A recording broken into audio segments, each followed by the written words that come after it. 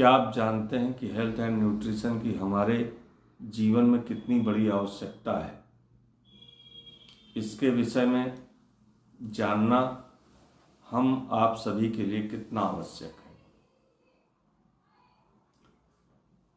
हमारा शरीर किन चीज़ों से बना हुआ है, यह हमें समझना होगा। प्राचीन ग्रंथों में लिखा हुआ है, यथा ब्रह्मांडे तथा पिंडे, यानी कि इस ब्रह्मांड के अंदर प्राकृतिक जितने भी तत्व हैं वह सब हमारे शरीर के अंदर मौजूद है।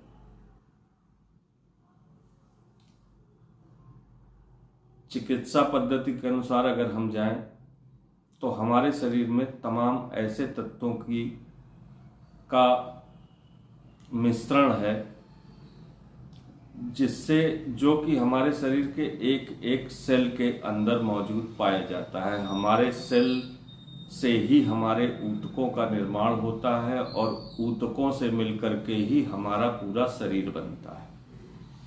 तो हम सूक्ष्मतम स्थिति पर जब पहुंचते हैं तो हम ये पाते हैं कि हमारे शरीर में जो पाए जाने वाले तत्व हैं, जैसे प्रोटीन हो गया, विटामिन ए हो गया, विटामिन बी हो गया, विटामिन सी हो गया, विटामिन डी हो गया, और आयरन हो गया, जिंक हो गया, मैग्नीशियम हो गया, कॉपर हो गया, फास्फोरस हो गया, कैल्शियम हो गया, इसके अलावा आयोडीन हो गया।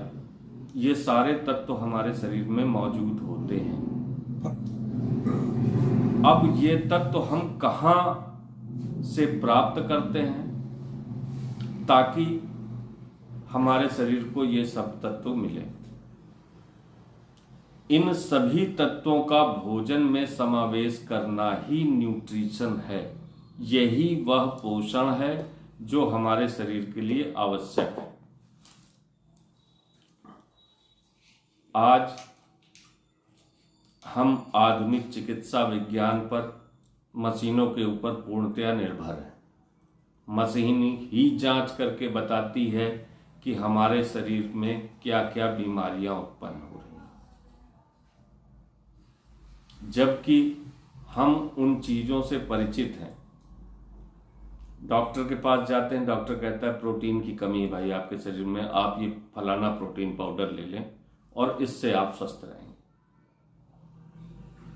अब प्रोटीन की कमी है, फलाना प्रोटीन पाउडर ले लें, सीधे सीधे भोजन में क्यों नहीं बताते हो कि भोजन में क्या ले लें? प्रोटीन एनिमल फूड्स में बहुत प्रचुर मात्रा में पाया जाता है। जानवरों का मांस, दूध, अंडे इत्यादि में अच्छी गुणवत्ता का प्रोटीन मिलता है। लेकिन ऐसा नहीं कि शाकाहार में प्रोटीन की कमी हो गई है कहीं। शाकाहारी व्यक्ति को भी प्रोटीन तमाम अनाजों में, दालों में मिलता है। सभी प्रकार की दालें प्रोटीन का बड़ा भंडार है। अरहर की दाल हो गई, चने की दाल हो गई, मूंग की दाल हो गई, उड़द की दाल हो गई, मसूर की दाल हो गई, बाजरा हो गया, रागी हो गई, गेहूं हो गया, ज्वार हो गई। इन सभी में प्रोटीन प्रचुर मात्रा में मिलता है। और अगर कमी रह जाए तो दूध ले ले। आपको दूध के लिए तो किसी ने मना नहीं किया, दूध के बने हुए पदार्थ ले ले, प्रोटीन आपके शरीर में प्रवाहित होगा। अब हमको यह भी देखना पड़ेगा कि प्रोटीन की मात्रा कितनी किस व्यक्ति को लेनी चाहिए। तो इसके अलग अलग मानक हैं। एक बच्चा जो पैदा होता है तो वो पूरा पोषण अपनी माँ के दूध से लेता है, तो उस दूध में प्रोटीन की मात्रा होनी चाहिए। इसका ध्यान हम यहाँ रखते हैं कि जो उसकी माँ है उसको प्रोटीन की डाइट अलग से देनी पड़ेगी, तभी तो बच्चे को प्रोटीन मिलेगा। क्योंकि अगर प्रोटीन नहीं होगा तो उसके शरीर का पुष्ट निर्माण हो ही नहीं सकता। शरीर की जितनी मांसपेशियां हैं वो सब मांसपेशियां प्रोटीन से ही बनती हैं। इसके अलावा ये समझ लीजिए कि शरीर में मौजूद आधा प्रोटीन मांसपेशियों में ही रहता है। तो प्रोटीन तो उसको चाहिए ही, इसलिए मां को प्रोटीन देना आवश्यक है। अब बात आती है कि जब वह महिला गर्भावस्था में थी, शिशु उसके पेट में पल रहा था, तब भी उसको प्रोटीन की अलग से डाइट देनी जरूरी है। इन द सेम मैनर, जब बच्चा जवानी की तरफ पहला कदम उठाता है, किशोर अवस्था में या तरुण अवस्था में कह सकते हैं, 12 से 13 साल की उम्र में, 14-15 साल की उम्र तक, जिसका जैसा शारीरिक वृद्धि हुई उसके अनुसार उसका 1-2 साल का लेट भी हो सकता है या 1-2 साल पहले भी हो सकता है। तो 12 साल से लेकर के 15 साल की उम्र तक के बीच में हमें बच्चे को प्रोटीन अधिक देना होगा, क्योंकि उसकी बॉडी के हार्मोन्स डेवलप हो रहे होते हैं। हार्मोन्स के लिए भी प्रोटीन ही उत्तरदायी है। प्रोटीन अगर शरीर में कम होगा तो हार्मोन्स का डेवलपमेंट रुक जाएगा, शारीरिक वृद्धि रुक जाएगी, हार्मोन्स का डेवलपमेंट रुक जाएगा, तो वह कमजोर हो जाएगा। यहां भी हमें उसके लिए प्रोटीन देना है। अब वयस्कों में हमें देखना है कौन शारीरिक श्रम कर रहा है, कौन मानसिक श्रम कर रहा है, किसको किस प्रकार के प्रोटीन की आवश्यकता है, ये भी हमें देख करके उसका कम या ज्यादा मात्रा करनी पड़ेगी, क्योंकि अधिक प्रोटीन भी शरीर के लिए नुकसानदायक। प्रोटीन हमें तेलों में भी मिल रहा था, प्रोटीन हमें देसी घी में भी मिल रहा था, प्रोटीन हमें मूंगफली के तेल में मिल रहा है, तिल के तेल में मिल रहा है, सरसों के तेल में मिल रहा है, पाम ऑयल में मिल रहा है। पाम ऑयल में बहुत अधिक मात्रा में प्रोटीन है। इन सब चीजों को देख करके हम प्रोटीन की मात्रा का निर्धारण अपने शरीर में करें।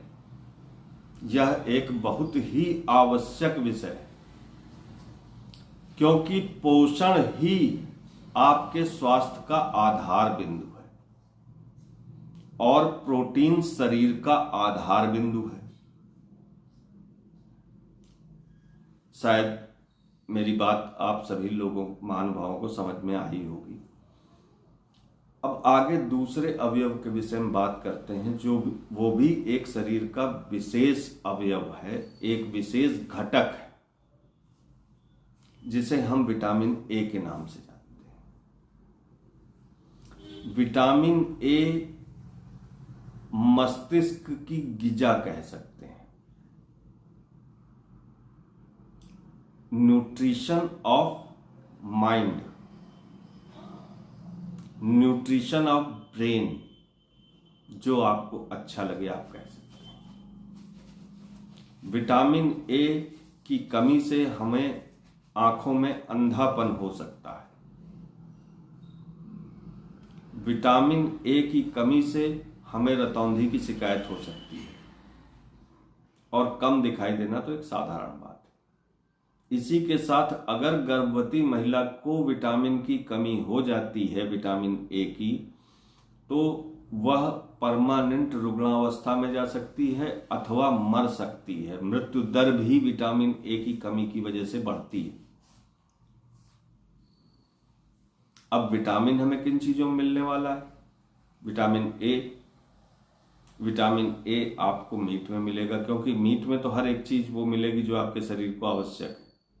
वो तो मीट में मौजूद ही है, क्योंकि वह उस शरीर के लिए आवश्यक थी, तो उसके मीट में तो वो चीज मौजूद ही है। ये तो एक सामान्य सी अवस्था है, आप समझ सकते हैं। मीट में तो हर चीज मिलने वाली है आपको, क्योंकि वो सीधे सीधे एक जानवर का मांस आप खा रहे हैं जो कि हर चीज खाता है। उसको उसके शरीर में घटकों की कमी या बढ़ना नहीं हो सकता, वरना वो मर जाएगा।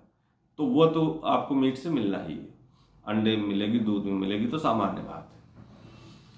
अब हम बात करें कि फलों में किन फलों में हमें मिल रही है विटामिन ए। तो विटामिन ए हमको हरी पत्तेदार सब्जियों में मिलता है, सभी प्रकार की हरी पत्तेदार सब्जियां हम खा सकते हैं विटामिन ए के लिए। इसके अलावा हमको विटामिन ए धनिया में अच्छी मात्रा में मिलता है। विटामिन ए हमें पपीते में मिलता है। विटामिन ए हमें तरबूज में मिलता है। विटामिन ए हमें आम में मिलता है। इस तरीके से तमाम फल ऐसे हैं जिनमें विटामिन ए मिलता है और तमाम सब्जियां ऐसी हैं, हरे पत्तेदार सब्जियां, जिनमें विटामिन ए की मात्रा होती है।